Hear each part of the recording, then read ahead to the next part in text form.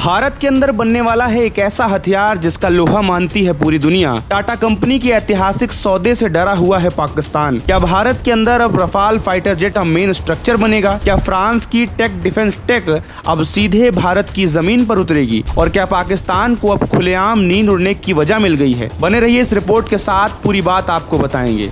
Tata group और France की एक कंपनी के बीच समझौता हुआ है कि अब भारत में रफाल की मेन बॉडी का निर्माण होगा और ये मैन्युफैक्चरिंग यूनिट हरियाणा के गुरुग्राम के पास बनेगी, जहां अत्याधुनिक तकनीक से made in India Rafale company तैयार किया जाएगा। यानी अब भारत सिर्फ रफाल खरीदेगा नहीं बल्कि उसे बनाएगा भी और बेचेगा भी। ये डील भारत की आत्मनिर्भरता डिफेंस नीति यानी make in India in defence को नया मुकाम देगी। मोदी सरकार की विदेश नीति और रक्षा रणनीति का ये सबसे बड़ा संदेश है। भारत अब सिर्फ एक ग्राहक नहीं बल्कि डिफेंस प्रोड्यूसर बनना चाहता है।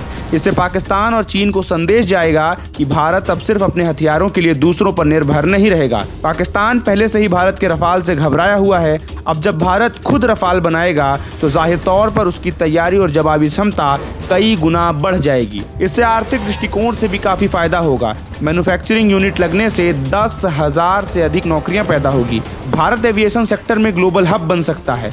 भविष्य में भारत से एक्सपोर्ट की भी संभावना होगी, यानी कि भारत रफाल बनाएगा भी, बेचेगा भी। लेकिन इन सब को लेकर सवाल उठने भी लाजमी हैं।